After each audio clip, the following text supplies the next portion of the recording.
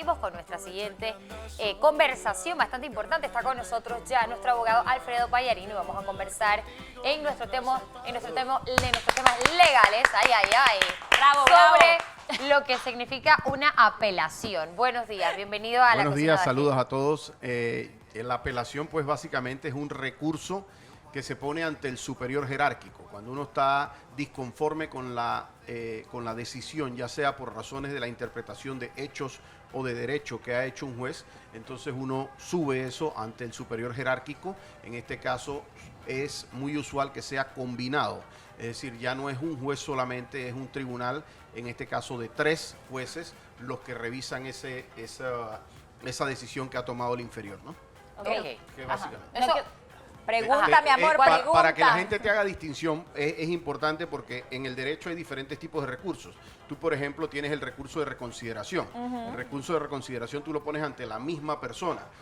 Hay ciertas cosas que no permiten el recurso de apelación y tú le dices al juez, pero un momentito, usted escuchó mal porque esta persona no dijo esto y si usted se fija y usted revisa. Eso es reconsideración. si Pero revisa reconsideración que él reconsidere la su reconsideración es que él mismo reconsidere su decisión basado en que al momento en que él te dijo algo, de repente él dijo, mira, porque él dijo que la señora de rojo hizo tal cosa, tú le dices, no, señor juez, espera un momentito, usted no la escuchó bien. Si usted oye el audio, atrás ella lo que dijo que venía pasando, fíjese, yo hago que eso reconsidere. Cuando yo creo que un juez ha hecho algo incorrecto, ha hecho algo violatorio de la ley o ha interpretado mal los hechos o se ha excedido en su decisión, entonces nosotros presentamos lo que se llama un recurso de apelación. Cualquiera de las partes. Y hay un último recurso que es más técnico, otro recurso que es más técnico, que es el que la gente conoce como el recurso de casación. Y ese recurso de casación llega normalmente a los puntos superiores de la corte, de los tribunales en todos los países. En el caso de nosotros llegan a las salas respectivas de cada uno de los temas, la sala civil o la sala penal.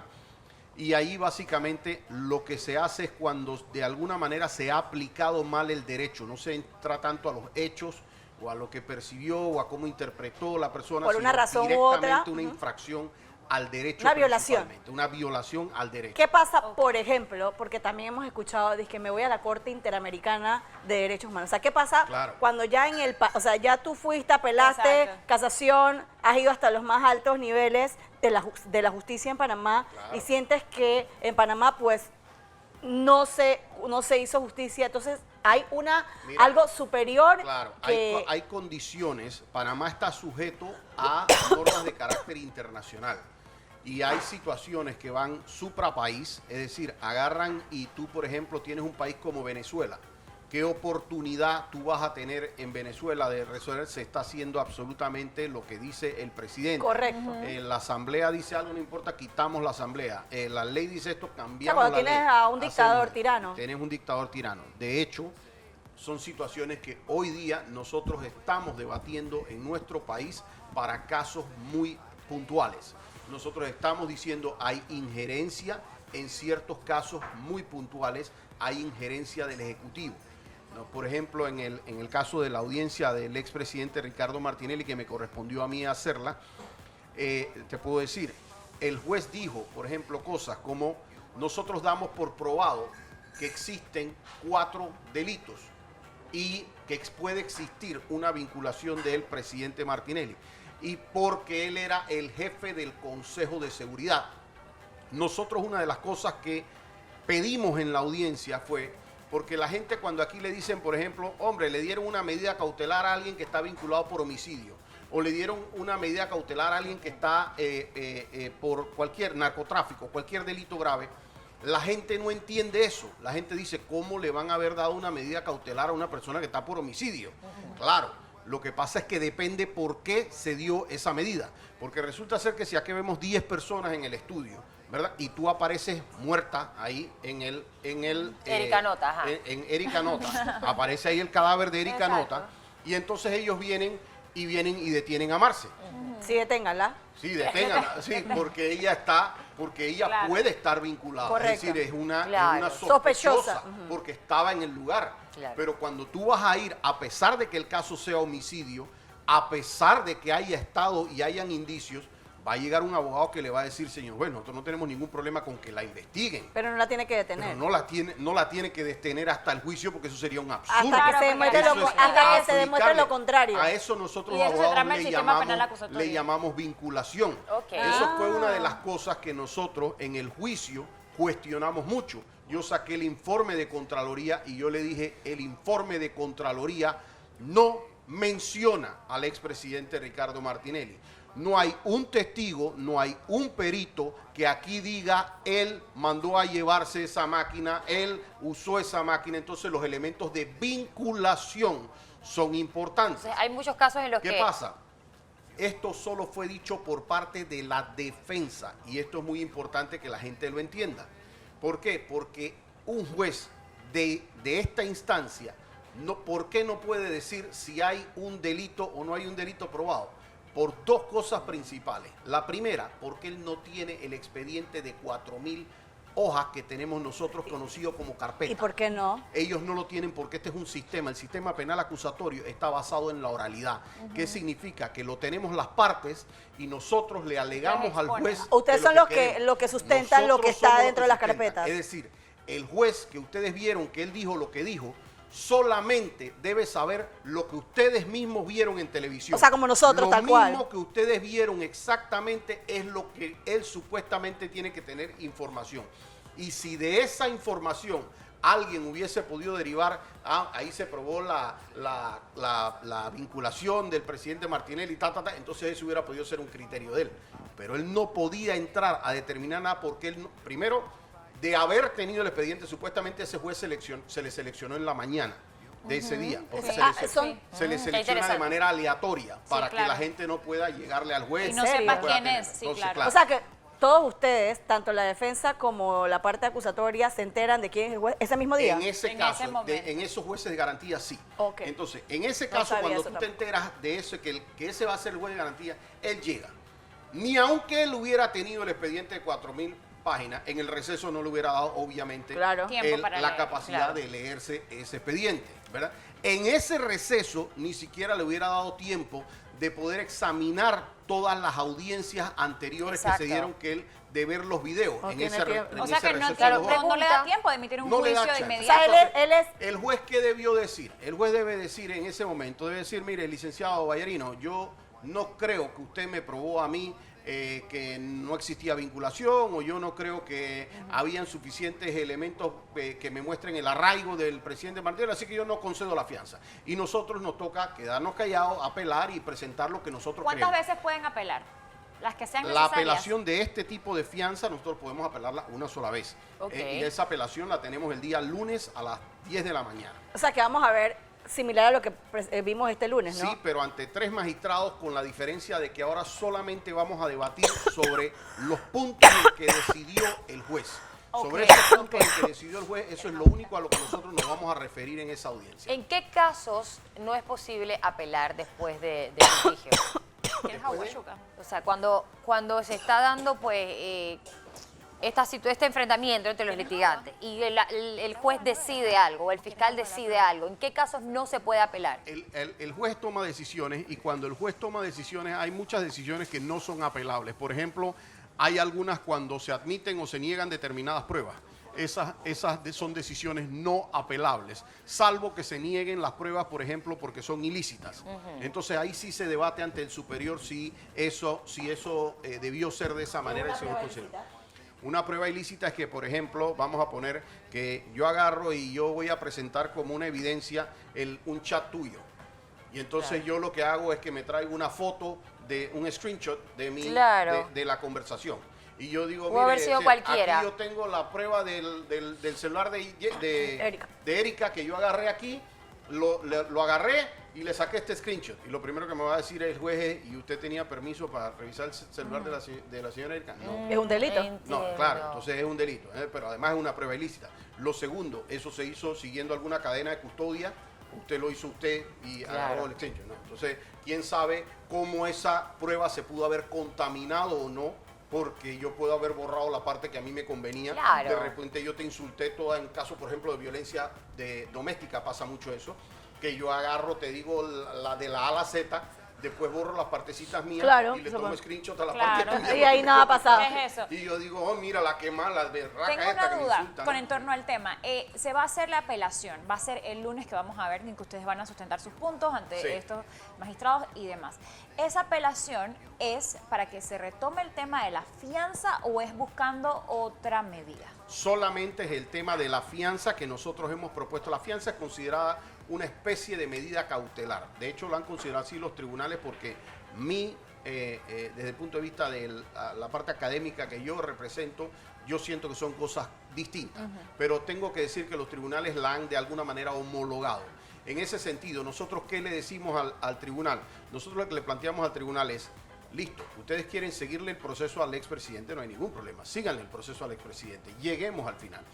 Busquemos alguna medida en la cual ustedes se sientan seguros de que nosotros vamos a comparecer a ese proceso sin que tú le tengas que aplicar toda la pena, porque él ya está para cumplir la pena mínima que se hubiese dado en caso tal de que lo hubieran condenado. Exacto. Y si yo te dijera a ti, vamos a aplicarle a una persona la pena de muerte y después decidimos si es culpable o inocente, a la gente le parecería aberrante. Y si yo le digo a la persona, vamos a aplicarle primero la pena de prisión y después vamos a decidir si es culpable o inocente, pues también parece aberrante. Entonces, dado que él ya está para cumplir eso, nosotros hemos dicho, tiene que buscarse otras medidas, por temas de salud, por temas de edad, por temas de que ya se está cumpliendo la pena. Hay personas que están involucradas supuestamente en casos similares, pero a los que sí se le ha concedido la medida cautelar o la fianza. A los dos que han tenido situaciones similares, se les ha concedido la medida cautelar distinta a la detención preventiva. Pero no solo eso. Yo te puedo decir, en el caso de Gustavo Pérez tiene medida cautelar distinta. Él está por otro caso, tiene detención. De armas, ¿no? Pero en el caso de Pinchazos, él tiene medida cautelar. El señor Garús igualmente tiene medida cautelar. ¿Qué significa una medida cautelar? Medida cautelar distinta a la detención. Significa que se notifican cada 15 días, vamos, venimos y hacemos frente al proceso. Eso es lo que la defensa del señor Ricardo Martinelli, eso es lo que ustedes están buscando. En ese tema de esa fianza, que ahí hay, y en ese listado que tú tienes ahí, hay cerca de 70 fianzas que se han dado por casos similares. Porque ¿qué es la fianza? La fianza no es más que una garantía que se pone para decir yo voy a estar cerca del proceso. Como nosotros entendemos todos los ribetes políticos y mediáticos que tienen eso, nosotros le hemos dicho, mira, aquí hay 70 personas que han tenido fianza y cuando tienen fianza, aquí se han mantenido. Aquí han estado con el proceso, todos le han hecho frente, porque la realidad sea dicha, la gente no le tiene miedo a afrontar el proceso, la gente le tiene miedo a la detención preventiva, porque a la detención preventiva te hacen esto, te dejan 2 años, 3 años detenido y todavía no te llevan a juicio. Pero es contradictorio porque precisamente esto era lo que se quería eliminar con el sistema inquisitivo, entonces es como contradictorio para mí. Por supuesto, y es que eso se eliminó con el sistema acusatorio. No hay una persona en el país, no la hay. De las miles de personas detenidas en el sistema penal acusatorio, no hay una persona que haya estado detenida más de 1 año en un caso que no tenga causa compleja como el del expresidente Ricardo Martinelli y que le hayan excedido eso más de 1 año. Cuando él llega aquí de la extradición, a pesar de que él está a órdenes de la Corte Suprema de Justicia en Estados Unidos, porque él está por una detención de la Corte Suprema de Justicia, la Corte, en mi criterio, por cobardía, porque la Corte de aquí, la Corte de Panamá, dice, no, ese año se lo vamos a contar si termina condenado, pero no se va a contar como el límite del año que puede estar detenido preventivamente. Y eso hace que empiezan a correr 8 meses más que hoy día lleva detenido el expresidente Martinelli. Eso implica 20 meses de eso. ¿Qué pasa? 3 de esos supuestos delitos son delitos que tienen pena, por ejemplo, de 1 a 3 años. Es decir, si él fuese condenado, ya excede el término del mínimo de la pena. Pero cuando tú tienes cualquier delito menor de 5 años, y por eso es que no se aplican las medidas cautelares en ese tipo de delito, la medida de detención provisional, porque si tú tienes delitos pena mínima menores de 5 años, es posible que tú resultes incluso condenado. Y tú vas a tener opción de trabajo comunitario, de reemplazarlo por multa, de que haya una suspensión de pena, es decir, hay otras medidas alternativas. Entonces el sistema no considera que te debe aplicar la más grave de las medidas si el posible resultado que tú vas a tener de eso va a ser una multa o va a ser un trabajo comunitario o va a ser algo. La fiscalía dice que... ¿Qué dice la fiscalía? Que el tema es fuga. O sea, la fiscalía dice, claro, ellos van a decir tema de fuga. Si tú dices, lo que pasa es que él enfrenta una pena de 21 años de prisión, porque eso es supuestamente lo que quieren. Entonces decir, claro que es distinto porque son 21 años de prisión, así que entonces no se puede dar una fianza. Eso es lo que dice la fiscalía. ¿Qué es lo que pasa? Que para eso es lo mismo que te decían antes del homicidio. La persona a la que le dan una fianza por homicidio, y ayer me metí en el chat del órgano judicial para ir viendo todos los casos que van sacando ellos que están, porque recientemente esta semana se han dado 3 o 4 fianzas por homicidio. Entonces, ¿fianza? por homicidio, Sí. por lo mismo que te estoy Con diciendo, medida ok. porque cautelar. es posible que no esté la vinculación. Y se está haciendo la investigación, como no- así es el y sistema se penal está haciendo esa acusatorio. investigación, es decir, no es que es incorrecto hacerlo, Sino que pero sí, nosotros decimos, esas personas no están enfrentando 21 años, esas personas están enfrentando 35. 30 y pico de años, Entonces, exacto. esas A personas esas pueden estar sí se le dieron enfrentando fianza. 50 años y a esas personas le dan Ya fianza. tienen su fianza o Entonces, medida cautelar. nosotros decimos, perfecto, si tú quieres que esa persona esté en el país, ajá, aquí está, tienes la fianza, impídele que salga del país, que no pueda, que tenga que venir aquí al juzgado cada 15 días, que esta persona no pueda acercarse a testigos y víctimas para Claro. que no las tenga.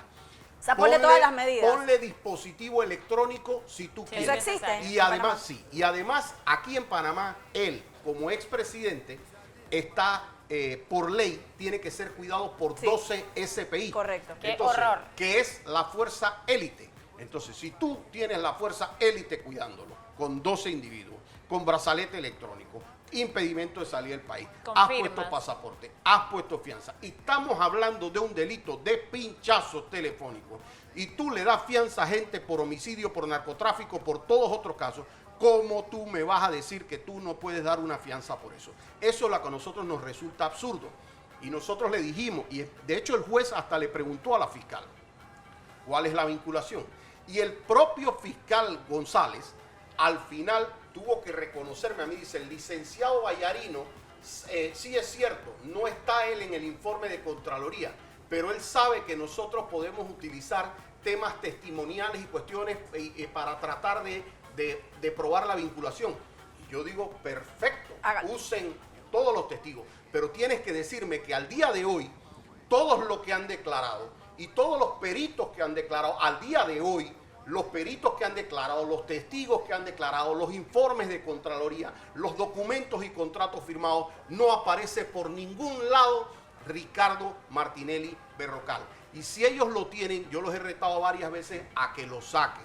Les he dicho a ellos, y hablo aquí incluso con esta televisora o con las que ellos quieran, vamos al lugar que ellos quieren. Ellos quieren, tenemos 1 hora, les doy 35 minutos a ellos, 25 a mí, para que saquen todas las supuestas evidencias que tengan en contra de Ricardo Martinelli.